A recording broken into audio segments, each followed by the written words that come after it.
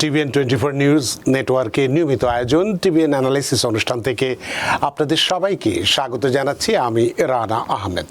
সুপ্রিয় দর্শক, আপনারা এই মুহূর্তে যারা ঘরে টেলিভিশন সেটের সামনে বসে এই অনুষ্ঠানটি দেখছেন কিংবা আর একটু পরে টেলিভিশন সেটের সামনে বসে আপনাদের এই প্রিয় অনুষ্ঠানটি উপভোগ করবেন, কিংবা এই মুহূর্তে যারা ফেসবুক লাইভে ঢুকেছেন অথবা আরেকটু পরে ফেসবুক লাইভে ঢুকবেন, কিংবা আরও পরে সময় সুযোগ মতো যারা ইউটিউবে অনুষ্ঠানটি দেখবেন, তাদেরকেও আগাম স্বাগত জানিয়ে রাখি।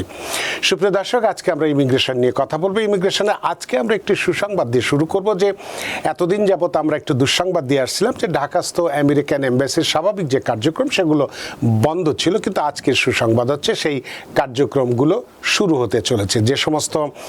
যে সমস্ত ইন্টারভিউ ডেটগুলো স্থগিত করে রাখা হয়েছিল সেগুলো রিস্কেজুল বা পুনঃতফসিলীকরণ করা হচ্ছে এবং নতুন করে যে স্বাভাবিক যে কার্যক্রমগুলো সেগুলো আগস্ট মাস থেকেই শুরু হবে, এরকম একটি সংবাদ আমাদের কাছে আছে। সেটি নিয়ে আমরা কথা বলবো এবং সবচেয়ে বেশি যে বিষয়টি নিয়ে কথা বলবো সেটি হচ্ছে যে বাংলাদেশের রাজনৈতিক পট পরিবর্তনে অ্যাসাইলাম মামলার চ্যালেঞ্জ সমূহ। তখন যে প্রেক্ষাপটে অ্যাসাইলাম আমরা করেছিলাম, যারা বাংলাদেশে সাবেক সরকারের আমলে বিভিন্নভাবে নির্যাতিত অত্যাচারিত হয়ে আমরা এখানে এসেছিলাম জীবন বাঁচানোর তাগিদে নিজেদের, এবং সেই সাথে জীবন জীবিকা যাতে আমরা ভালোভাবে এখানে করতে পারি সেই হিসাবে আমরা অ্যাসাইলাম বা স্থায়ীভাবে বসবাস করার জন্য যে প্রত্যাশা নিয়ে অ্যাসাইলাম সিক করেছিলাম, তাদেরকে কি অবস্থায় এখন আছে সেইগুলো, এই অবস্থার পট পরিবর্তনে, রাজনৈতিক অবস্থার পট পরিবর্তনে সেই কেসগুলোর কি অবস্থা, কি চ্যালেঞ্জের সম্মুখীন হচ্ছে, সেই বিস্তারিত বিষয়গুলো আমরা কথা বলবো। তার বাইরেও সুপ্রিয় দর্শক, আপনাদের তো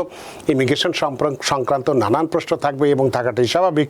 সেই প্রশ্নগুলো করবার জন্য আমাদের টেলিভিশন স্ক্রিনে যে টেলিফোন নম্বরটি ভেসে উঠেছে, তারপরেও আমি বলে দিচ্ছি 646-307-9828 এই নম্বরে ফোন করতে পারেন, কিংবা যাদের ফোন করতে একান্তই অসুবিধা হয় তারা আমাদের ফেসবুকেও প্রশ্ন রাখতে পারেন। আমরা সবগুলো প্রশ্নের উত্তর দেওয়ার চেষ্টা করব এবং ইত্যকার এই সমস্ত বিষয়ে কথা বলবার জন্যে আমাদের স্টুডিওতে উপস্থিত হয়েছেন আমাদের সকলের প্রিয়জন, প্রিয় মানুষ, প্রিয় মুখ, প্রিয় attorney jurist, doctor attorney at law Mir M Mizanur Rahman.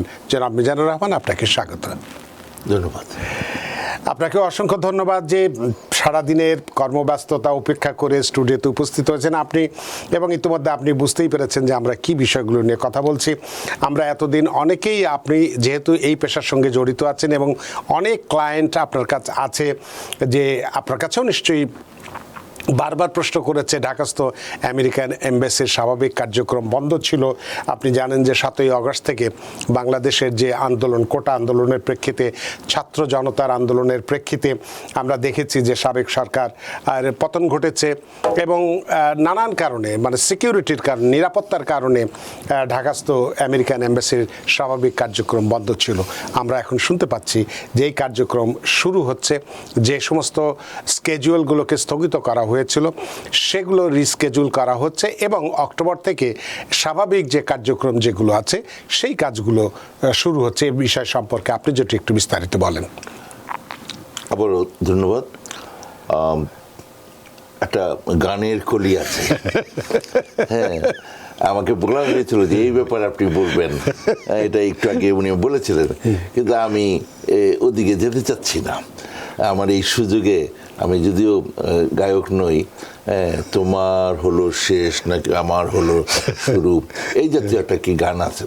যাক, তো আমি যেটা বলতে চাচ্ছি যে হ্যাঁ হয়েছে তো, কি হয়েছে যে ওই যে ইন্টারভিউ শুরু হবে, কাজকর্ম শুরু হবে, শুরু হওয়ার তো বন্ধ হওয়ারই কথা ছিল না।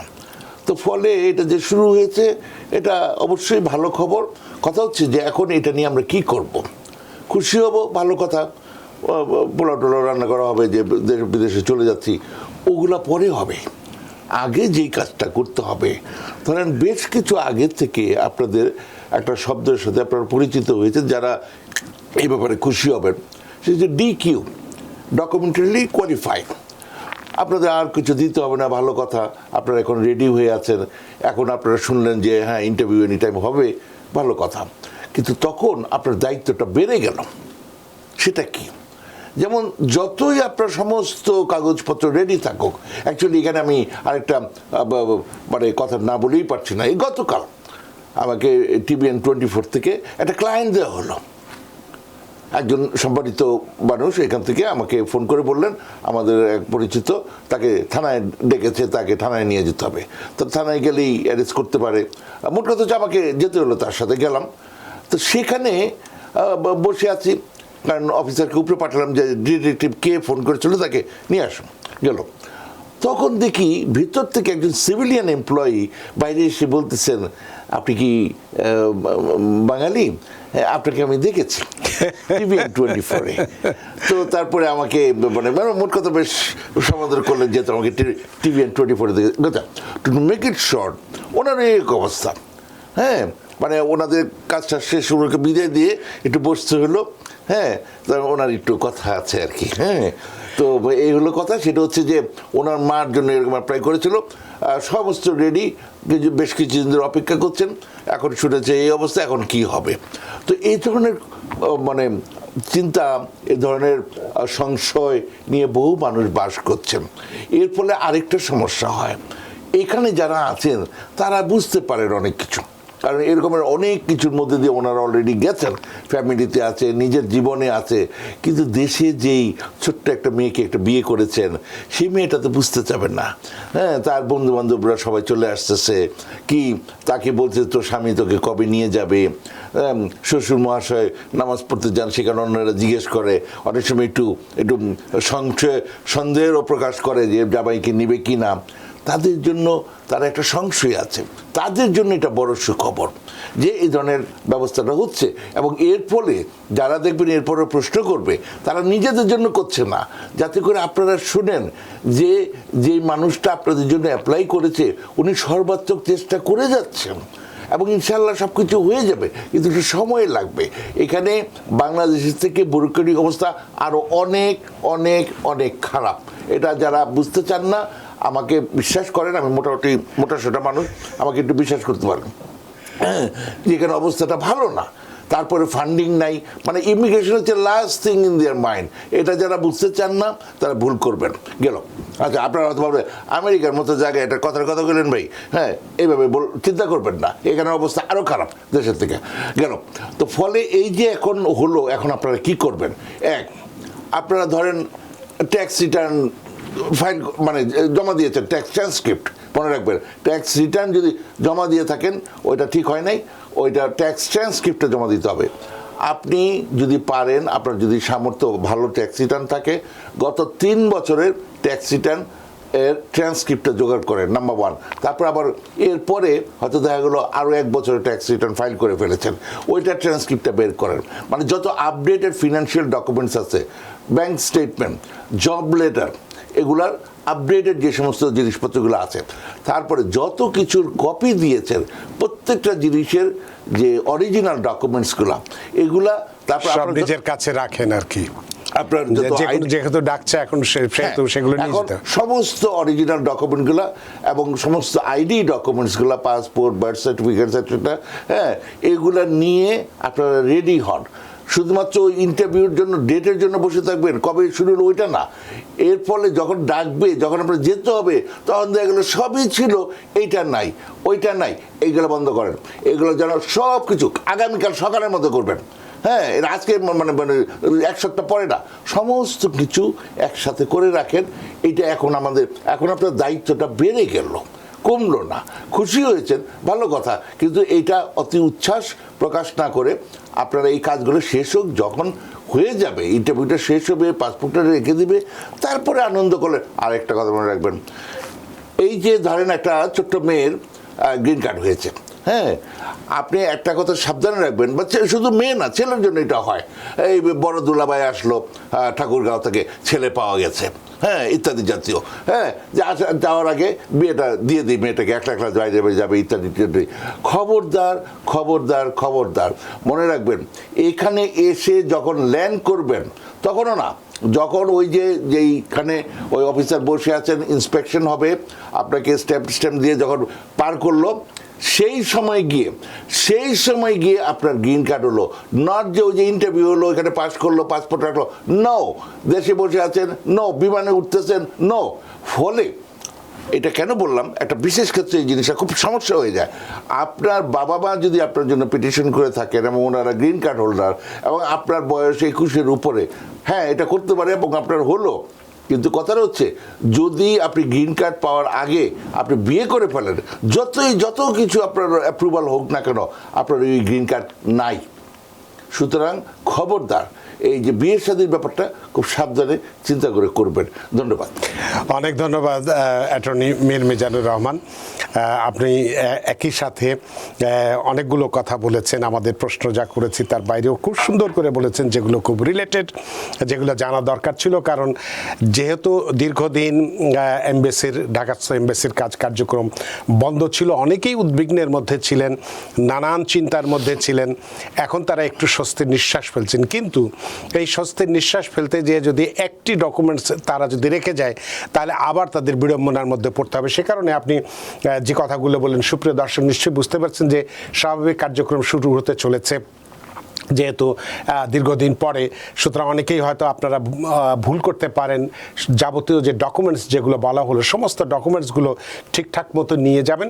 নিশ্চয়ই আপনারা যে উদ্দেশ্যে নিয়ে ঢাকাস্থ এমবেসিতে যাবেন সেটিতে কামিয়াব হবেন, সে প্রত্যাশা আমাদের রইল। তো এখন আমরা যে বিষয়টি নিয়ে কথা বলতে চাই সেটি হচ্ছে যে যেটি অত্যন্ত গুরুত্বপূর্ণ, যে বাংলাদেশের যে রাজনৈতিক পট পরিবর্তন হয়েছে এবং এতে করে ওই সরকারের সময়ে দীর্ঘদিন যে সরকার ক্ষমতায় ছিল তাদের নানান কারণে তারা আজকে ছাত্র জনতার আন্দোলনের প্রেক্ষাপটে ক্ষমতাচ্যুত হয়েছে, এটা সত্যি। কিন্তু এই 15 বছরের মধ্যে অনেক মানুষ নির্যাতিত হয়ে এই দেশে এসেছে, জীবনের নিরাপত্তার জন্য হোক বা যে কোনো কারণেই হোক, এবং এই দেশে আসার পরে দেশটা ভালো লেগেছে, ভালো লাগার মতোই দেশ আমাদের। তো সুতরাং এখানে থেকে যেতে চায় এবং তারা অ্যাসাইলাম করেছে। কিন্তু ইদানিং যেটুকু আমরা দেখতে পাচ্ছি যে অনেকের কেস বা ফাইনাল হিয়ারিংয়ের সময় জাজেরা প্রশ্ন করছেন যে তুমি যে সরকারের আমলে আবেদন করেছিলে যে তোমার নিরাপত্তা নেই, এটা নেই, ওটা নেই, এখন তো সেই সরকার ক্ষমতা নেই, তাহলে তোমার এই মামলার তো বিষয়টা তো একটু দেখার বিষয় আছে। বা কেউ কেউ একেবারে রিজেক্ট করছে, কেউ আবার এটাকে পুনর্বিবেচনা করার জন্য রেখে দিচ্ছে, ইত্যাদি ইত্যাদি। তো এইরকম অবস্থায় কি করণীয় আছে এই ধরনের অ্যাসাইলাম যারা সিক করেছে, সেই প্রশ্নটি আপনার কাছে থাকবে। তবে তার আগে কয়েকজন দর্শক আমাদের টেলিফোনে অপেক্ষা করছেন, তাদের ফোনগুলো নিয়ে নিই। সুপ্রিয় দর্শক, কে আছেন টেলিফোনে? দয়া করে নাম পরিচয় বলে আপনার প্রশ্নটি করুন। না, আমি ওই যে 2009-এ আমি অ্যাপ্লাই করছি আমার বোনদের জন্য। 9-এর কোন মাসে করেছেন? 9-এর কোন মাসে করেছেন? আগস্টে। জি, তারপরে? তো আগস্টে অ্যাপ্লাই করছি। এখন আমার জানার বিষয় হলো যে আমরা আর কতদিন অপেক্ষা করব আর কি। জি, বুঝতে পেরেছি। অনেক ধন্যবাদ। আমি খুব খুশি হলাম যে আপনি, উনিও হাসলো বোধহয়। হ্যাঁ, ভালো করেছেন। হ্যাঁ, কারণ একটু মানে তো বুঝে মানুষ এখনো হাসে, এটাই আমাদের সুখবর। হ্যাঁ, তো যাই হোক, তো উনি এই প্রশ্ন ওনার জন্য করেন নাই। হ্যাঁ, উনি নিজেও জানে এটার উত্তর। হ্যাঁ, কিন্তু ওই যে বোনটার জন্য করেছে, ছোট বোনটার জন্য, যেটা একটু আগে বলেছেন, আসলে একসাথে টাইম স্কোয়ারে যাবে, একটু ফুচকা খাবে জ্যাকসন হাইটসে, এখানেও পাওয়া যায়, দেখায় তাকে মানে আপ্লুত করবেন। হ্যাঁ, ওই বোনটা তো এতদিন ধরে বসে আছে, হ্যাঁ, তার স্বামী আছে, তার সন্তানরা আছে, উনি সেই জন্য প্রশ্নটা করেছেন। কারণ এই প্রোগ্রাম বাংলাদেশেও দেখে, হ্যাঁ, তারা যদি একটু দেখে, হ্যাঁ, তো এই হচ্ছে অবস্থা। তো যাই হোক, তো আমি যা জানি এখন পর্যন্ত 2008 সালের কোনো এক মাসে, যেটা মহোদয় আরো ভালো বলতে পারবেন, যেহেতু ভাই বোনের ক্যাটাগরি, তো জি, 2007-এর 1 আগস্ট। হ্যাঁ, ওইটা হচ্ছে ফাইনাল সিচুয়েশন। কিন্তু 2008-এর কোনো এক মাসে যারা অ্যাপ্লাই করেছিলেন তাদেরটা এখন মানে দ্বিতীয় ধাপে গেল। প্রথম তো আপনি 2009-এ USCIS এর কাছে অ্যাপ্লাই করেছেন, মানে পিটিশন করেছেন, যেটা হচ্ছে বেসিক জিনিস আপনার পিটিশন। ওইটা অ্যাপ্রুভ হোক বা না হোক, মানে অ্যাপ্রুভ হয়ে গেল, এই মানে আরও 1 বছর পর্যন্ত এই অপেক্ষা করতেই হবে। করার পরে দেখবেন আপনার নামে এর মধ্যেও আসতে পারে, কিন্তু এটা হচ্ছে কেস নাম্বার আর ইনভয়েস নাম্বার, এগুলা দিয়ে একটা সাইট আছে, ওই সাইটে গেলে আপনি দেখবেন সব কিছু আছে, কেস ক্রিয়েশন করা হয়েছে। কিন্তু যেখানে দেখবেন 120 টাকা আর 325 টাকা দিতে হবে, ওখানে ক্লিক করলে ক্লিক করা যাচ্ছে না, বিকজ এটা এখনো কারেন্ট হয়নি। তো প্রায় আরও মানে ম্যাক্সিমাম 1 বছরের মধ্যে এটা ইনশাল্লাহ, মানে আরও যদি খারাপ অবস্থা না হয়, যেটা হতেই পারে, তখন আপনি ওই টাকাটা দিতে পারবেন। দিয়ে ওইটা যখন নিবে 2-3 দিন লাগে এটা প্রসেস করতে। তারপরে বিভিন্ন ডকুমেন্টস চাবে, tax return, affidavit of support ইত্যাদি, এগুলো দিয়ে একসময় আপনি DQ ডকুমেন্টারিলি কোয়ালিফাইড হবেন। সেটা হচ্ছে যে মহোদয় যেটা বললেন যে 2007 সালে, মানে ওইটা হচ্ছে ফাইনাল স্টেজ, 1 আগস্ট। আচ্ছা, যেটা হচ্ছে এই যে national visa centre in between USCIS আর যে এমবেসি কনসুলেট, যেটা বাইরে যেমন বাংলাদেশে ঢাকাতে এমবেসি, এই দুটার মধ্যে একটা মানে একটা মধ্যবর্তী একটা জায়গা যেখানে সব কিছু প্রসেস করে তারপরে যার যার দেশে পাঠিয়ে দেয় ওই ইন্টারভিউর জন্য, তারপরে শুরু হবে আবার অপেক্ষার পালা। হ্যাঁ, তো ওই অবস্থাটা যাচ্ছে হচ্ছে যারা 2007-এ অ্যাপ্লাই করেছিল, আর 2008-এ যারা অ্যাপ্লাই করেছিলেন, যেমন আপনার মানে 1 বছর আগে যারা করেছিলেন, তাদেরটা এখন ওই যে টাকা দেওয়ার সময় হয়েছে এবং প্রসেস করার সময়। সুতরাং বুঝতেই পারছেন, এই সব কিছু বললাম এই জন্য যে আপনিও জানলেন, আপনার ওই আত্মীয়রাও জানলেন যে এখানে আরেকটু সময়, এবং খুব বেশি না, আরো বছর 2 সময় লাগতে পারে। হ্যাঁ, এই ধরনের হলেই তারা চলে আসবে। এবং এটা অন্যদেরও একই লাগছে, শুধুমাত্র আপনার জন্য না। আপনার যদি এটা না হতো, এতদিন আপনি হয়তো আরও চিঠিপত্র পেতেন। তো সব কিছু করে আপনার যা করার ছিল সেটা আপনি করেছেন, এবং আরও কাজ আছে অবশ্য। কিন্তু কথাটা হচ্ছে যে তারপরও ওই যে কারেন্ট কথা, বিকজ আপনার যে পিটিশনটা, এটা হচ্ছে preference category petition, F4, Frank, F like Frank 4, এটা ওই যে ভাই বোন ক্যাটাগরি যেটা। তো এটা একটা ম্যাচিউর করতে একটু সময় লাগে, সেটাই আর কি আমাদের ধরে নিচ্ছে আরো 2 বছর সময় লাগবে। অনেক ধন্যবাদ প্রিয় দর্শক আপনার প্রশ্নের জন্য। মোটামুটি ধরে রাখুন যে 2 বছর সময় লাগবে। আশা করি আপনার প্রশ্নের উত্তর পেয়েছেন এবং খুশি হয়েছেন। আনিসুল ইসলাম ও আলবেনি থেকে দেখছেন, সোয়া আক্তার তিনি বলছেন হেল্পফুল ইনফরমেশন। অনেক ধন্যবাদ আপনাদেরকে।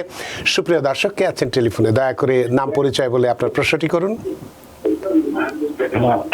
হ্যালো ভাই, আমাকে বলছেন? জি, আমার নাম মোহাম্মদ শাহজাহান, আমি কুইন্স ভিলেজ থেকে বলছি। জি। আমার ছেলের বয়স 21 বছর পার হয়েছিল, বিয়ে করে নাই। 2015 সালে আমার ছেলের জন্য আবেদন করছিলাম, 2015 সালের অক্টোবরে। তারপরে গত জানুয়ারি থেকে একটা চিঠি আসে যে 2 মাস অপেক্ষা করেন। এইভাবে 3 বার চিঠি আসছে যে 2 মাস অপেক্ষা করেন। কিন্তু এই আগস্ট মাসের 13 তারিখে একটা চিঠি আসার কথা ছিল, কিন্তু আগস্টের 13 তারিখে কোনো চিঠি আসে নাই। এখন আমি কি করতে পারি? কোনো প্রশ্ন আছে আপনার ওনার কাছে? হ্যাঁ, মানে আপনার ইমিগ্রেশন স্ট্যাটাসটা কি? আপনি কি সিটিজেন না গ্রিন কার্ড হোল্ডার? না, আমি গ্রিন কার্ড হোল্ডার ভাই। গ্রিন কার্ড হোল্ডার, জি। এবং জি। ওই আপনার ছেলে এখনো বিয়ে করেনি? না, বিয়ে করে নাই। বিউটিফুল। আচ্ছা, তো ওটা তারপরে আপনি কি ন্যাশনাল ভিসা সেন্টারে 120 টাকা 325 টাকা এগুলো দিয়েছেন? হ্যাঁ, আমি রেজিস্ট্রেশন ভিসা ফি সাপোর্ট সব জমা দিছি। আমার একটা চিঠি আসছে যে 2 মাসের ভিতরে এম্বাসিতে ডাকতে। এইভাবে 3 বার চিঠি আসছে, বুঝলেন? 2 মাস পর পর। আচ্ছা, তাহলে আপনি ডিকিউ হয়ে গেছে, এবং এটা আমি কোনো অবাক হচ্ছি না। এরকম বহু মানুষের এই অবস্থাটা, যে সমস্ত কাগজপত্র দেওয়া হয়ে গেছে এবং আপনাকে ডিক্লেয়ারও করেছে ডিকিউ, ডকুমেন্টারিলি কোয়ালিফাইড, কিন্তু তারপরও মাসের পর মাস চলে যাচ্ছে, ইভেন বছরের পর বছর চলে যাচ্ছে, যে এখনো ইন্টারভিউতে ডাক পড়েনি। এটাতে আমি অবাক হচ্ছি না, আপনিও অবাক হবেন না। এটা আরও অনেকের জন্য এরকম হচ্ছে। হ্যাঁ, সুতরাং এটা যদিও খুব খারাপ ব্যাপার, খুবই দুঃখের ব্যাপার। একটা ছেলে অবিবাহিত, এবং আমি জানি না তার এখন বয়স কত, বেশ বয়স হয়ে গেছে, তারপরও না বিয়ে করতে পারতেছে, না আসতে পারতেছে। এই যে একটা অবস্থা, হ্যাঁ, এটা দুর্বিষহ অবস্থা, কিন্তু কিচ্ছু করার নাই। আরও 10 জনেরও একই অবস্থা।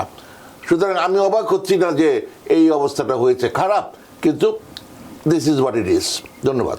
অনেক ধন্যবাদ জনাব ওমর শাহজাহান আপনার প্রশ্নের জন্য। আশা করি প্রশ্ন উত্তর পেয়েছেন এবং খুশি হয়েছেন। সুপ্রিয় দর্শক, কে আছেন টেলিফোনে? দয়া করে নাম পরিচয় বলে আপনার প্রশ্নটি করুন।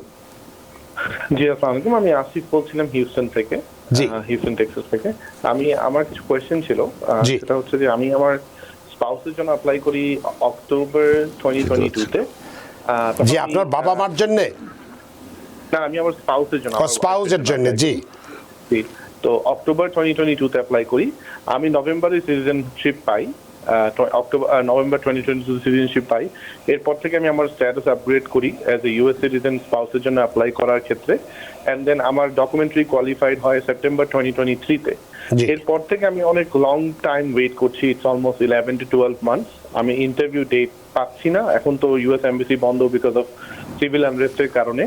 তো আমি জানতে চাচ্ছি যে আমি নর্মালি মাঝখানে একটু এক্সপেডাইট করছি একটা রিজনের কারণে, তো সেখান থেকে আমাকে রেসপন্স আসছে যে সিভিল আনরেস্টের কারণে ইউএস এমবাসি বন্ধ থাকার কারণে আমরা এখনো এনবিসি থেকে ইমেল এসেছে যে আমরা এখনো পাঠাতে পারছি না ইউএস এমবাসিতে।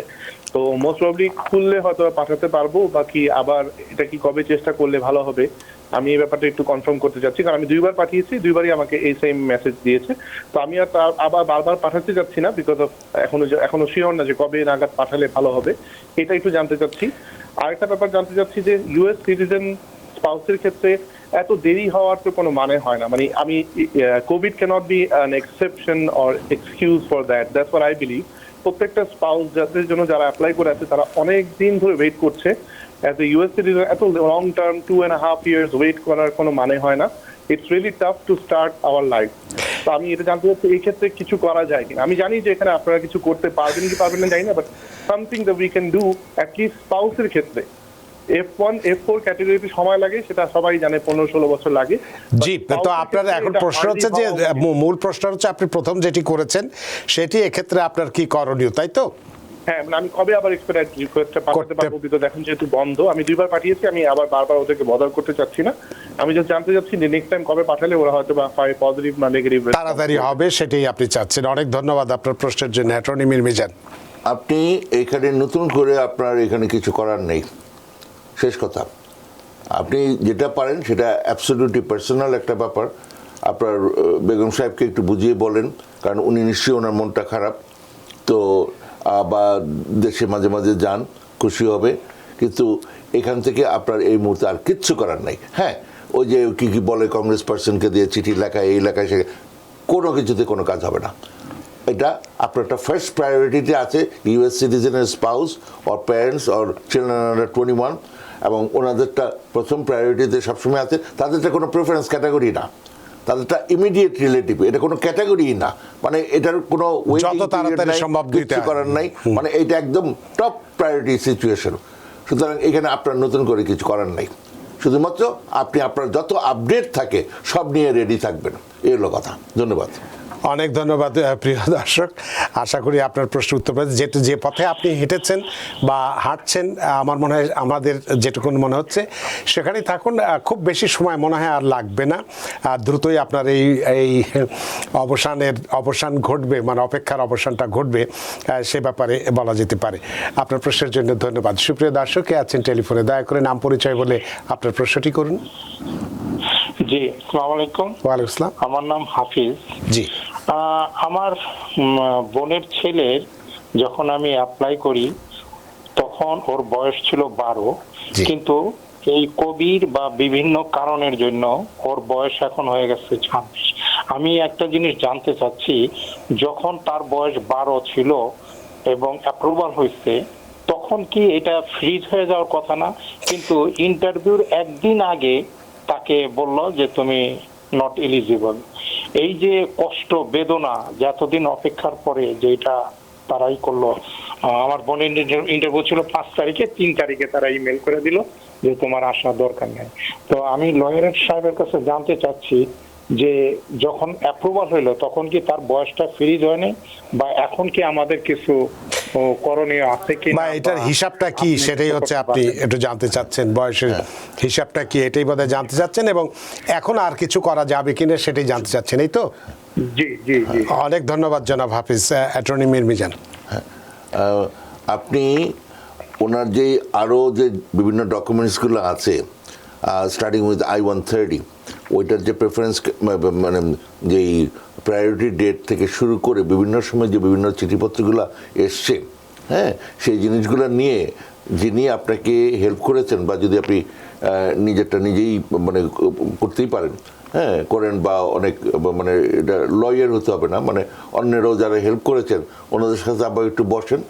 আর কোনো আপনি লয়ার, আমি তো ন্যাচারালি বলবো যে আপনি কোনো একজন লয়ারের সাথে বসেন, যে এখান থেকে যে মোশন টু রিকনসিডার করার কোনো ব্যবস্থা আছে কিনা, এক ধরনের। তো এটার একটা প্রথম ধাপ হচ্ছে, এটা তো মোশন টু রিকনসিডার বলে না, এটা জেনারিক টার্মে আমি ইউজ করলাম, এটা হচ্ছে অ্যাডভাইজারি ওপিনিয়নের কিছু ব্যাপার আছে। ওয়াশিংটন ডিসিতে গিয়ে ওখান থেকে যে একটা যদি অ্যাডভাইজারি ওপিনিয়ন আনা যায় তাহলে কাজ হতে হবে, কিন্তু দেখতে হবে যেটা মানে ক্যালকুলেশন এটা ওয়ার্ক করে কিনা। তো এর বাইরে আমি কিছু বলতে পারবো না। ধন্যবাদ। অনেক ধন্যবাদ প্রিয় দর্শক আপনার প্রশ্নের জন্য, আশা করি প্রশ্ন উত্তর পেয়েছেন। আমাদের আরও অনেক টেলিফোন আছে এবং ফেসবুকেও প্রশ্ন আছে। ফেসবুকে যারা যে ফয়সাল মুস্তাফিজ আপনাদের উদ্দেশ্যে বলছে যে আপনারা যারা বলতে চাচ্ছেন যে বিভিন্ন বিষয়ে কতদিন সময় লাগবে, আসলে অত্যন্ত বিনয়ের সঙ্গে বলছি এই প্রশ্ন উত্তর দেওয়া খুব কঠিন ব্যাপার। কতদিনের সময় লাগবে এটি আমরা কেন, যারা ইউএসএ এমবাসি বা ইমিগ্রেশনে যারা কাজ করছেন তাদের পক্ষে বলা সম্ভব না। যখন সুযোগ হবে তারা তখন বলবে। সুতরাং আপনাদের প্রশ্নের জবাব দিতে পারছি না বলে দুঃখিত। আমরা একটি বিরতিতে জি আমরা কি একটু যদি বলি এই বিষয়টা জানার জন্য, এবং এটাও তো আজকে জানলেন তাতেই হবে না, রেগুলার আপনারা জানতে চাবেন, সেটার জন্য আপনারা visabulletin.gov এই সাইটটাতে গিয়ে একটু দেখবেন এখানে রেগুলার মাঝে মাঝে এটাতে ইন করলে দেখবেন যে আপনি অনেক প্রশ্নের উত্তর পেয়ে যাবেন। আরেকটা হচ্ছে uscis.gov।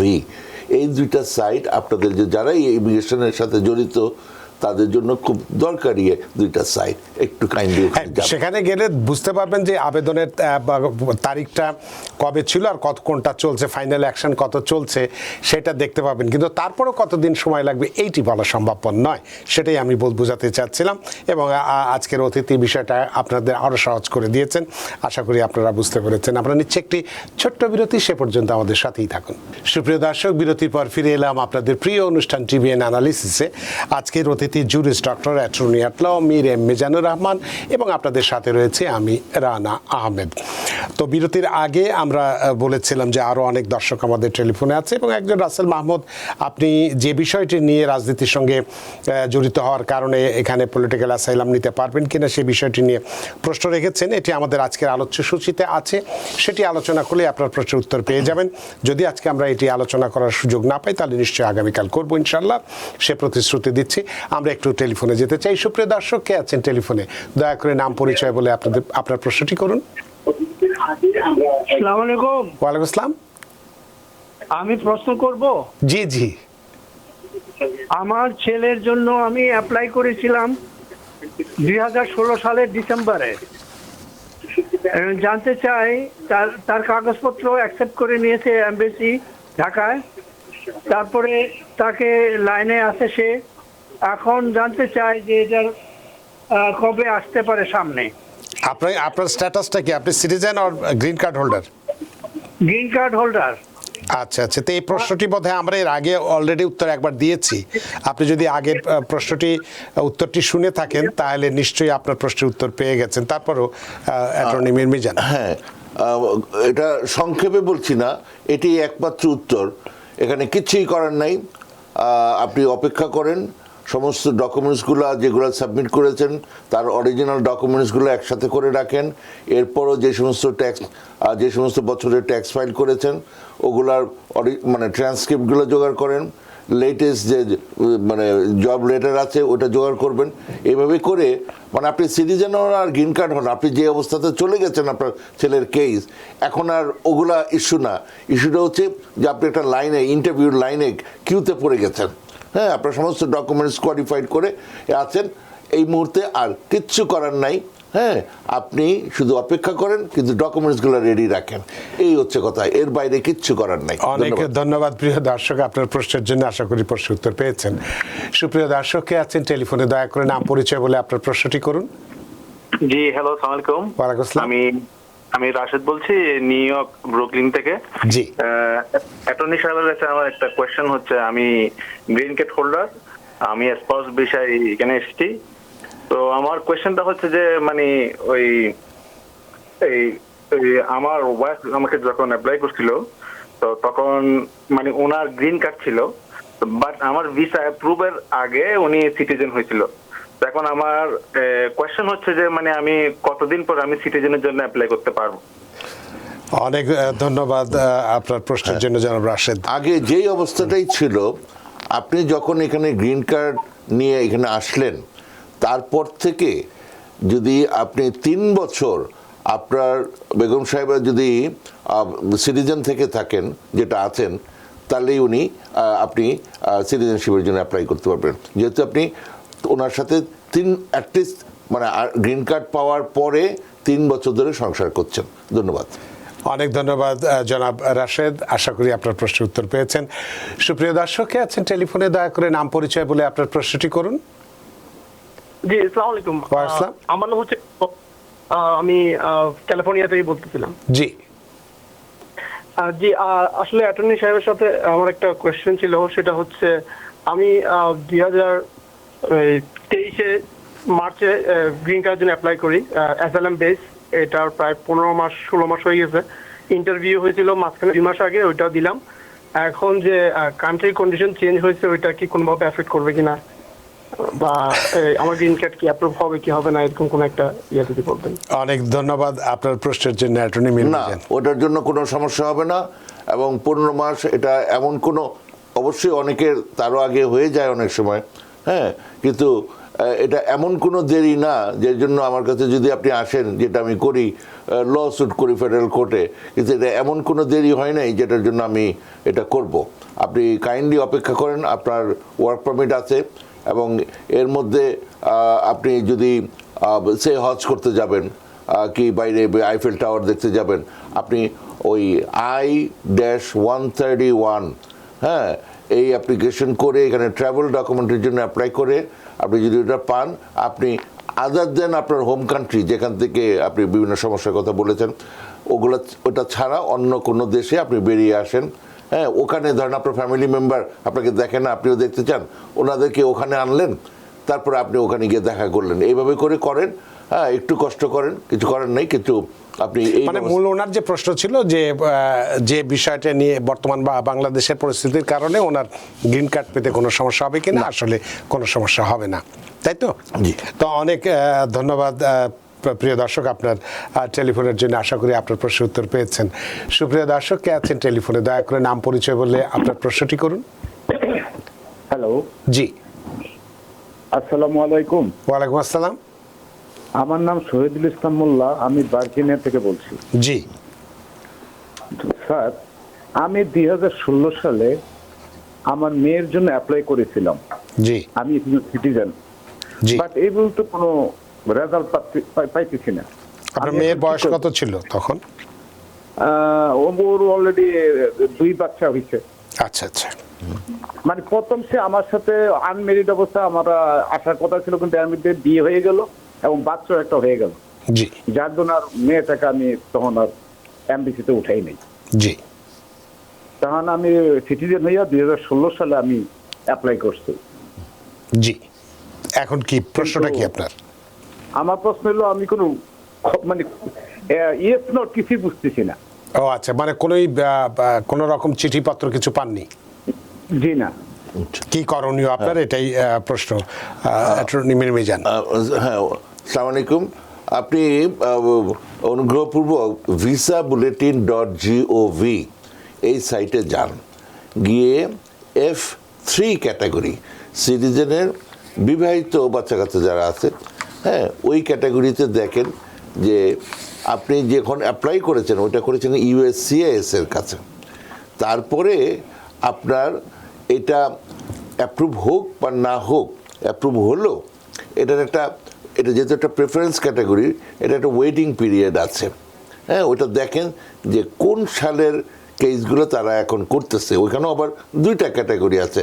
একটা হচ্ছে প্রথম যখন গিয়ে ওই ন্যাশনাল ভিসা সেন্টারে টাকা দিবেন, আপনার ওই যে একটা কেস ক্রিয়েশন করা হবে, কেস নাম্বার এবং ইনভয়েস নাম্বার। ওই সাইটটা আপনি মাঝে মাঝে চেক করবেন, দেখবেন যে প্রায়োরিটি ডেট আপনি যখন অ্যাপ্লাই করেছেন তার পরেরগুলো এখন প্রসেস করছে কিনা, তারপরে যারা অ্যাপ্লাই করেছে, তাইলে আপনার এটা কারেন্ট, তখন আপনার এটার চিন্তার বিষয়, চিন্তা মানে কনসার্নের বিষয়, কিন্তু ওয়ারি করার কিছু নাই।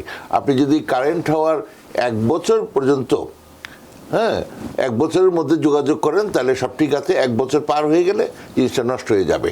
তো আপনি অনুগ্রহপূর্বক visa-bulletin.gov এই সাইটে গিয়ে F as in Frank 3 এই ক্যাটাগরিটা দেখেন, এবং এটা কয়েকটা ইয়ে আছে, হোল ওয়ার্ল্ডের যে জেনারেল ওইটার মধ্যে আমরা পড়ি, ওখানে দেখবেন যে কোন ডেটটা ওটা আছে জানুয়ারি 2011 ওনারটা করেছেন 2016।